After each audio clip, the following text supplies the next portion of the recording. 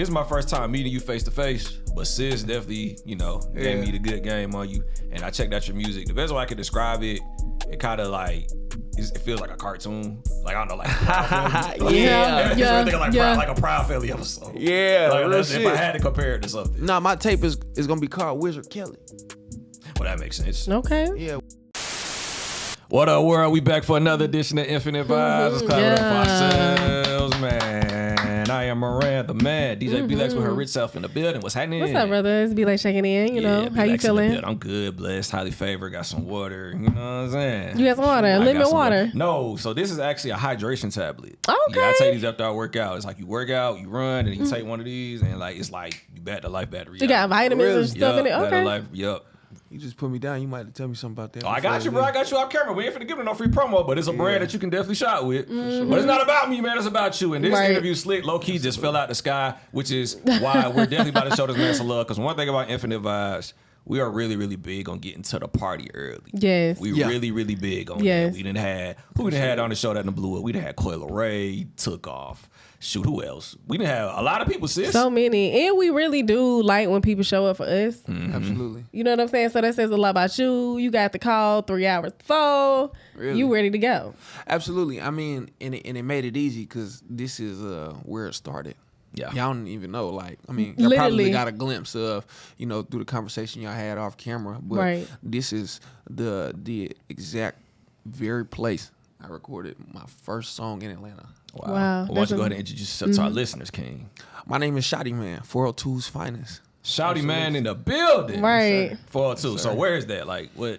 Omaha, Nebraska. Oh, you from Nebraska? Oh, goodness. Yeah. So you're a Cornhusker.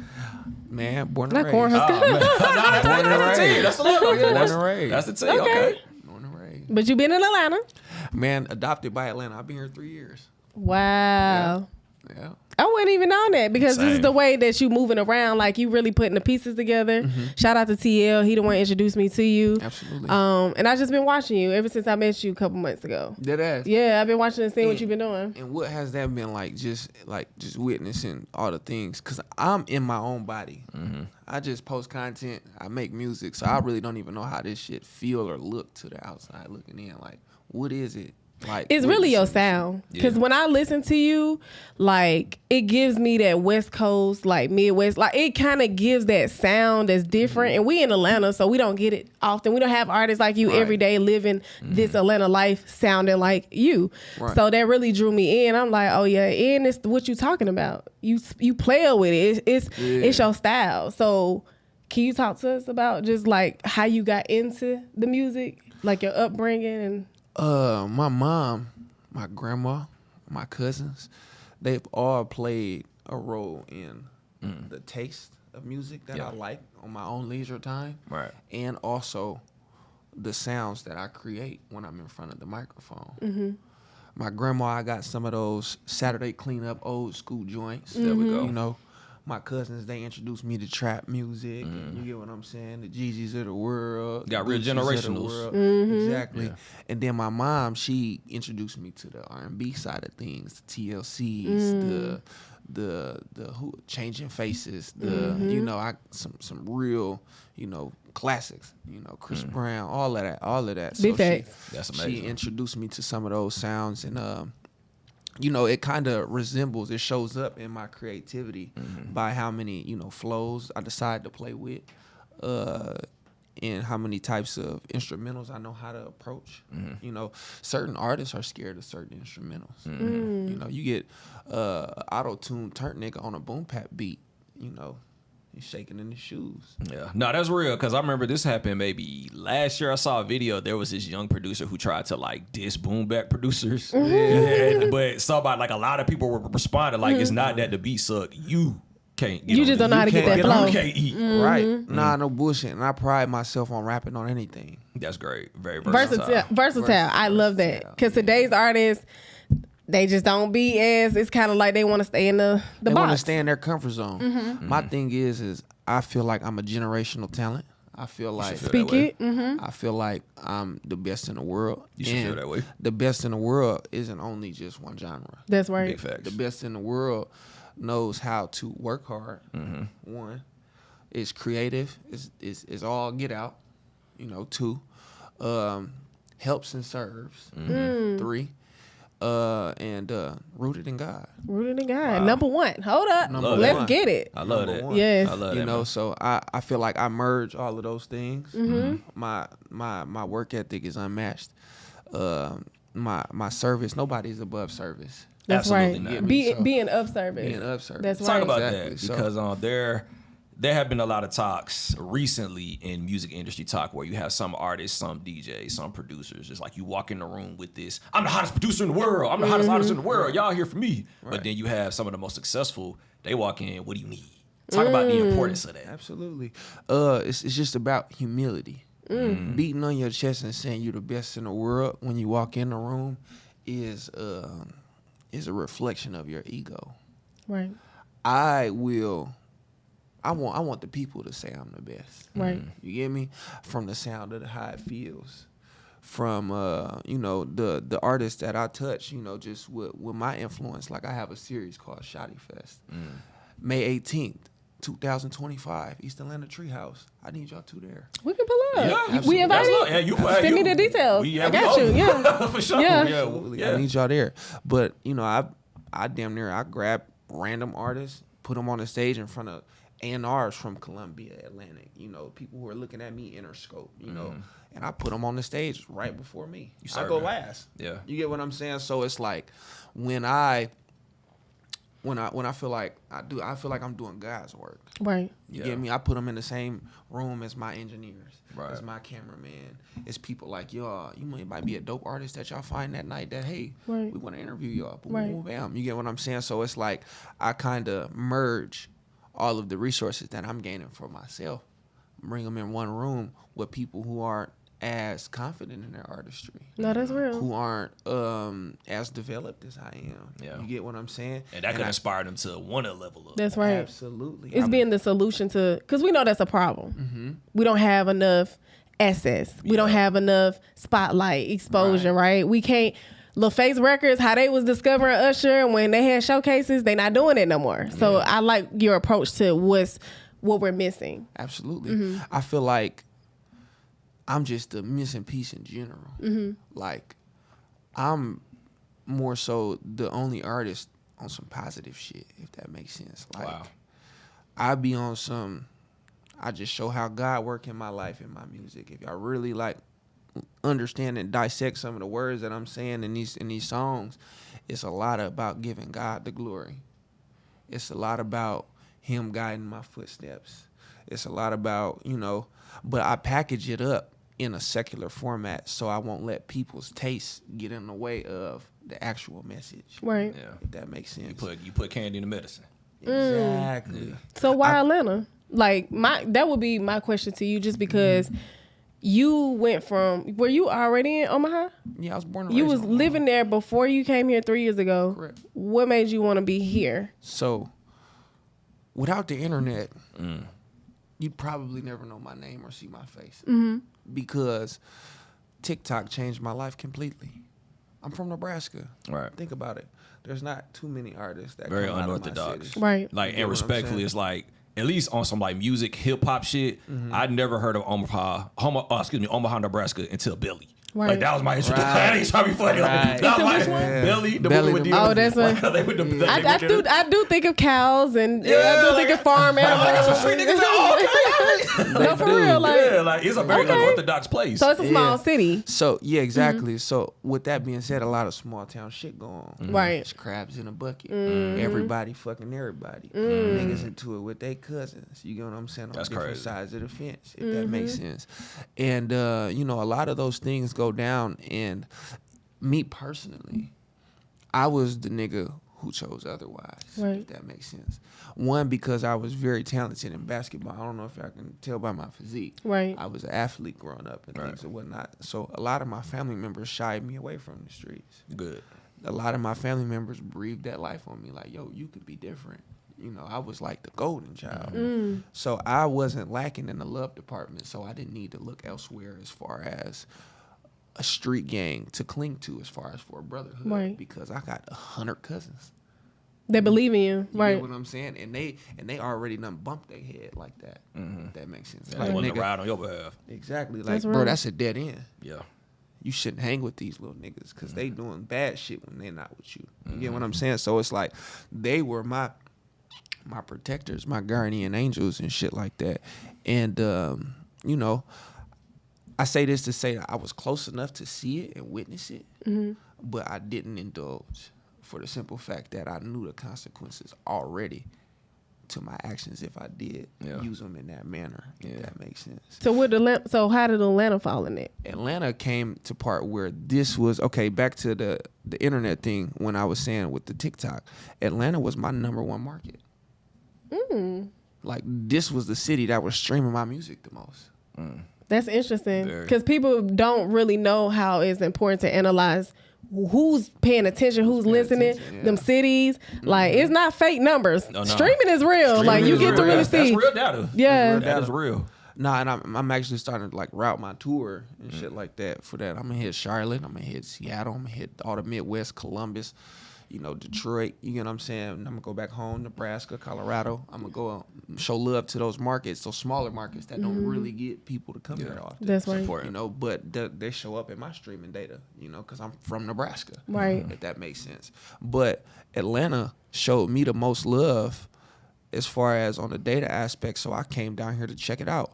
I booked the Airbnb for 30 days and just said, fuck it. I hopped in the car, packed up some clothes and shit and stayed here until my, you know, the Airbnb term was up. You know, networked, met some people. It took me a long time, but I had some hope right off the jump. Right. Like, I just booked. I didn't even know where the fuck I was in that Airbnb. I was on Candler Road on the east side. Oh, Lord. What? You was on the east side. You was on Candler Road? Yeah, I was on shit. Candler Lord. Road. Yeah. You know, I was in the middle and I seen it was $762. And I was like, For 30 days? That's good. that's amazing. but it was a big ass house with 6 other niggas in it. Yeah. Okay, You get what I'm yeah, saying? yeah, So it yeah. was one of them shared room spaces. Oh, yeah. And one of those people in the room was my guy, Frank Stacks. Frank Stacks was an engineer for QC at the time. Tell me why when he told me that, I called my mom like, I made it. Like, nigga, the other dude in the room is an engineer for QC. He was a little baby in there. Yeah, exactly. Like, you was really like, I made it moment. Like, yeah, like I'm here. I'm like really this, doing this it. is good. Tell me why, you know, I pull up at 4 a.m. I'm just now getting off the road from driving 15 hours. He's leaving a studio session. I'm carrying all my shit in. He's like, who the fuck are you? You get what I'm saying? Because the lady usually tells the tenants, hey, we got somebody moving in. But she was going to do that at 8 a.m. I arrived at 4. Okay. So he was like blindsided. Like he thought I was breaking in that bitch. Ooh. But I was like, nah, bro, I'm cool. We good. I just came here off the road. I'm from Nebraska. He's like, you from where, nigga? And then, you know, same kind of reaction. And, you know, we ended up segueing the conversation into what we do and shit. He told me he was an engineer. I told him I was an artist. He said he was going to bring me around. And that was the first day I got here. right. Wow, look at God. No, for real. Look at God. First day I got here. Yeah. But 26 days passed before I even followed up on anything. So I was damn near just going to Lennox and Atlantic Station. The Atlanta Traps. You get what I'm saying? Yeah. I was just like, damn, how do you make it in music here? It ain't nothing but trees and thick women. You get what I'm saying? You got distractions everywhere. But I, you know, with him, he said he was gonna take me shit to the studio. Yes, But yes. I didn't hear from him 26 days later, so it was, the trip was damn near over. So I called my mom like, yo, I'm about to dip, cause what's this? Yeah. You get me? And he called me one day, or he didn't call me. I pulled up in the driveway. I was swiping on Tinder. My little 12-hour thing came up. Boom, I hop out the car. He's coming out. He's on the way to the studio. Here, Icon. He stops me like, what you got going on tonight, bro? I'm like, shit, I'm about to go home, lay down, and shit, see what I can get into, whatever. He was like, you trying to come to the studio? Like I said, this is 26 days later. Yeah. I got 4 days on my trip left. He calls the artist and shit that booked him for the session, Big Homie Jay. And he basically spills it like, hey, I got a co-engineer coming with me. Is that okay? And That's good. right, he got it dressed it up real Yeah. nice for a minute. Yeah. And Big Homie gave me the green light. He's like, hell yeah, bring them on. Capital F and finesse. Right. Yeah, That sounds like an Atlanta story for real. Capital F. Capital F. They gonna look at it, support a community. Like we gonna. I mean, I don't see nothing wrong with it. Just No. because you know how people be getting into their egos. They know another guy, another artist is coming in. Like, he trying to. Bro, it ain't even like that. It's just that you need your shot, and God is providing the opportunity for you. You know what I'm saying? And that's exactly what it was. But humans can't understand what God can put together. You know what I'm saying? That's because we're stuck in our own perspective. Right. And God has that bird's eye view. Yeah. God isn't neither left or right. He's That's right. in the middle. God can see the forest for the trees. Exactly. No. So once I came here, it was raps. I met TL. Hey, shout out to you. Shout out to That's TL. my brother. That's my brother. We met TL. We all went song for song. We were just passing the ox around. Okay. Boom, boom, boom. They played their shit. Frank played some stuff he was working on with some of his artists. Big Homie played some. And then when it got to me, I played my music video that blew up on TikTok and shit like that. You know, you want to put your best foot forward. The best work, yeah. Absolutely. Man, tell me why the whole room shut the fuck down. They was like, what the fuck is this? Right. They was excited. They was excited. They was like, yo, like, nigga, where you from? It was because, nigga, I had a soccer jersey on with some church shoes and shit. Like, it was like... Different. You do dress different. Like, even when I met you, I was like, oh, okay. I just looked at you like, okay, he different. I like to carry my being in a manner that's customized to me. But you gotta tell us about this Tinder story. That's what I really want to know, because you kind of slid that in there, and I'm like, hold on, why are you on Tinder, bro? Why are you on Tinder, bro? Like, what's going on over there? I was in Atlanta, and that was the most BBL meat I've seen in my life. You gotta think about it. I'm fresh from Nebraska, so it's like, nigga, I was shocked. Yeah. Bro. Shit, I was on, nigga, not just Tinder, I was on Bumble. But you was, BLK. But what if you would have got catfish, exactly, though? Bro. Like, or what if you would have got set up, bro? That's the lick, bro. Like, cause you not from here. Yeah. Hey, bro. Man. Tell us a crazy story from Tinder or like Bumble. You see, the thing is, I don't got one of those for the simple fact that that was shit. I didn't connect on none of them. We really didn't match. Bro, when I got here, I was 260. I was a fat nigga. What? Oh man, I ain't even. You done hit them pictures. Oh, I got like, where you? I thought you was posting them niggas up or something. I did. That shit's all true. Real quick, I'm gonna show you some shit. I'm gonna find it quick too. Like, I was a hefty nigga. Like, wow. I was more so on the bacon, egg, and cheese. I would have never thought he was like literally. For real. Yeah, you gotta send us these pictures so we can use them. I'm gonna show you this shit. I'm gonna find it quick too. Hold on. 1, 2. Nah, like, I just got in the gym and decided to change my life. No, you went crazy, because looking at you now, like, I would have never known that. Yeah, you made me finna go back in it. Like, I need to go in the gym, bro. Like, real shit. I mean, health is wealth. Health is wealth. And as a musician, you gotta make females want to fuck you and niggas want to be you. Don't nobody. Nah, that's real. Man, as much as we love, ride wave. Don't nobody want to be no big nigga. Yeah. I don't know, man. Big niggas winning right now, bro. Between big niggas is winning. I don't know. Yeah. They be calling them. I don't know if they want to be him, though. No, man. The girls, they love Rod Wave. I was a fat nigga. Yeah, you did have some titties. I had boobs. I'm sorry, I ain't mean to say it out loud, but you had some of them numbers. Hey, bro. Hey, we gonna be honest. That's why you don't want to sing it. But see, look at that transformation. That's what I'm talking about. Yeah. But yeah. So all of that happened, but now we fast forward. You about to release. Well, you got the tape out. You got an EP before the tape. Something before the tape. Something before the tape. Something before the tape. Talk about that. 7 hits, no skips. How many? 7 hits, no skips. In just 1 year, a couple months, you did like where these songs coming from? Okay, so one of the records came from 3 years ago. I made that actually here in this building, 06 Gucci. Then another record came from 2 weeks before I uploaded it. It almost didn't make it. Oh, wow. But then the rest of them, I just kind of curated it over time. So I would say it took a span of 3.5 years to make it, as far as dating back to the oldest song that I have available on there to the newest song that I have on there, for the simple fact that, like, I just want to just make and put out the best music I most possibly can. Right. And those 7 songs were a little... How could I put it? My album that I'm about to come out has a theme. And a lot of those songs that I have out right now that I just put on this EP were very, very, very good records, but it probably wasn't going to make the tape. I can understand. So that's why it's something before the tape. It's like, this is like a pre-introduction to the tape. Exactly. Okay. Instead of letting the songs rot in the vault, I'd rather give them to the masses. Yeah. That's you get what I'm saying? Feed the people. Feed the people. And I'm on fire right now. I just did On the Radar twice. I got dinner. The fact that you done did, you gotta let us know. What was your connection to On the Radar? I ain't gonna lie. Like, how you get on there? I didn't know that people like I didn't know that it was that coveted. Nigga just DM me one day. He like, yo. Which nigga? His name is Aiden. This is my brother. Like, I love this white boy. This is my guy. Like, every time I go to New York, you feel me? I chop it up with him. We go eat lunch, you know. He fucking with your campaign? Absolutely. He just DM'd me one day like, yo, I love your music. Let me put you on my playlist. That's how it started. You get me? And then it was more so like, I didn't know he did On the Radar from the playlist thing. I just seen him showing up in my likes. He'd comment on the post every once in a while. You get what I'm saying? And then he was like, boom, I want you to come do On the Radar.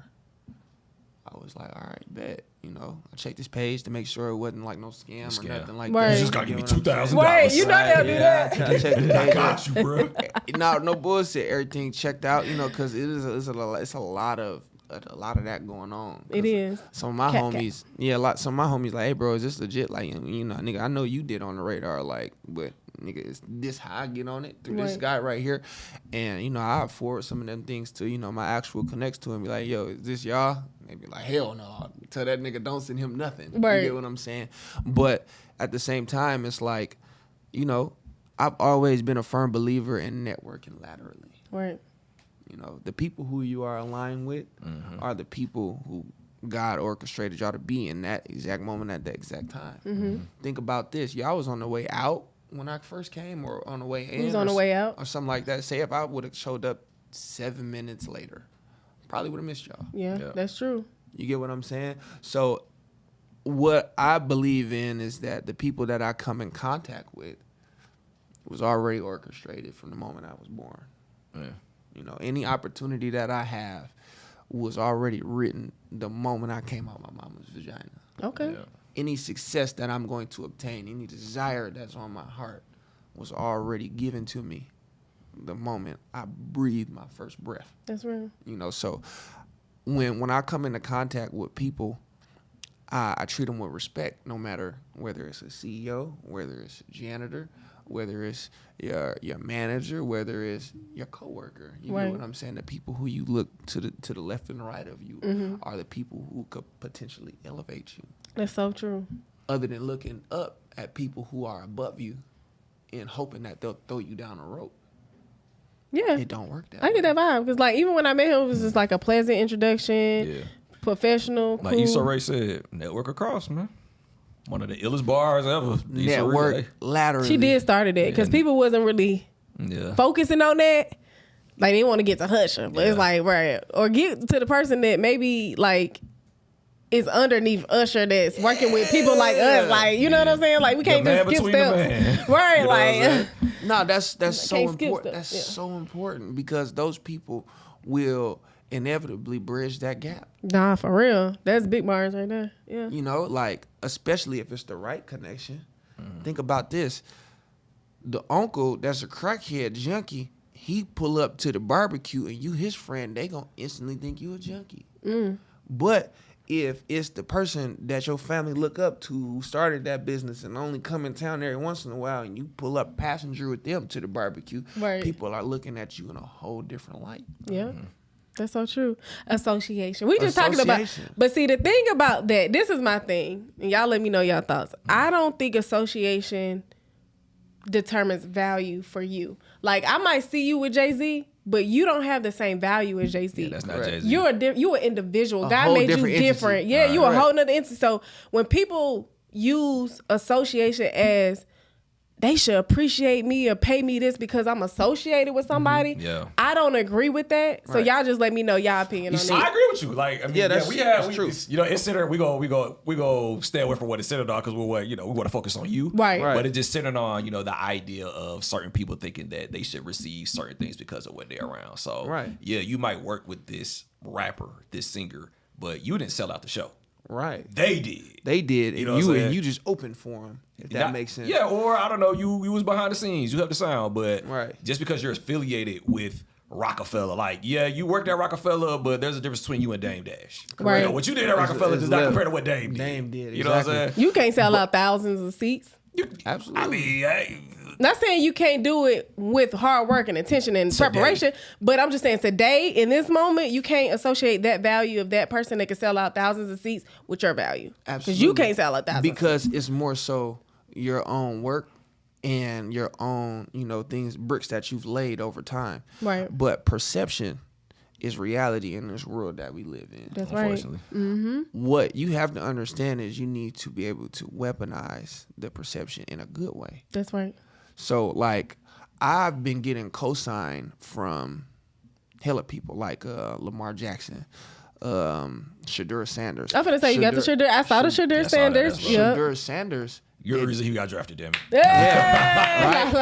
Right. Shadur. He playing his music. Nah, real shit. Shadur Sanders, he did that 3 weeks before the draft. Right. But me being a mastermind and just having a game plan and playing chess. You put it out. I put it out when he got drafted. Okay. That's marketing. That's what I'm talking about. You got a business mindset. I can already tell what the independent grind like for you. Because I know you say you got some looks by some majors. But as far as the independent grind, right? You bring your own camera. Right. What is that like for you in this moment? Just grinding. Because it seems like you understand business when it comes to who you are as a product. Absolutely. Your brand is everything. Right. And one thing you need to do with your brand is two parts. It's awareness, right? Getting people known that you do what you do, and sustaining it once you've gathered those eyes. So I do certain things that's aligned with my core values to bring awareness. Now, a lot of people don't have core values or things that they stand on or morals, and they'll go all out for that awareness. I choose to decide to put myself in rooms with, individuals who share the same mindset as me. Right? Who are above me in a certain aspect that I could potentially learn from.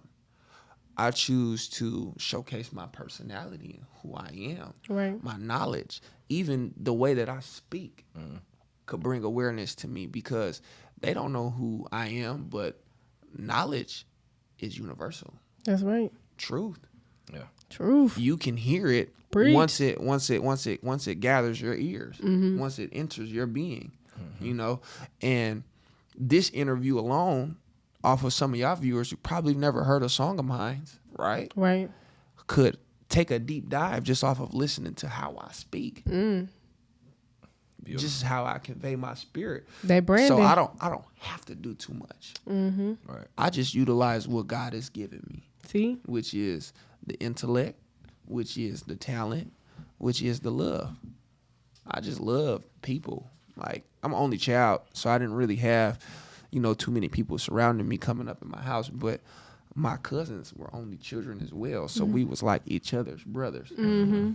So, like, our only child shit would show up in certain ways, like when we hang out and the nigga wouldn't want me playing with his toys, or it would be like me not letting him play my game as long as I was playing my game and shit like that. But it was always a genuine love for each other. Yeah. And we learned how to be in communication with each other because our parents made us do that. You get what I'm saying? Because it was like we spent a lot of time alone. Some of my cousins, they gravitated towards, the street life. Some of my cousins gravitated towards, the women, and I more so was focused on sports and things and whatnot. And, we took our own paths, but, we all have that genuine love for each other, if that makes sense. That's fire, man. Yeah. But that's what it is, man. Well, this is my first time meeting you face to face, but sis definitely, gave me the good game on you. And I checked out your music. The best way I could describe it, it kind of like, it feels like a cartoon. Like, I don't know, like a Proud Family.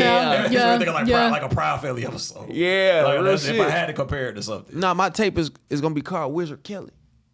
Well, that makes sense. Okay. Yeah, Wizard Kelly. Wizard Kelly. Wizard Kelly. You got to think about it like, and a lot of part of my branding, right, is scratching people's subconscious. If that makes sense. Like, if I associate myself with Wizard Kelly, you know, I like dressing up, you know, wearing suits and some shit sometimes. And, you know, y'all could never see his face. Nah.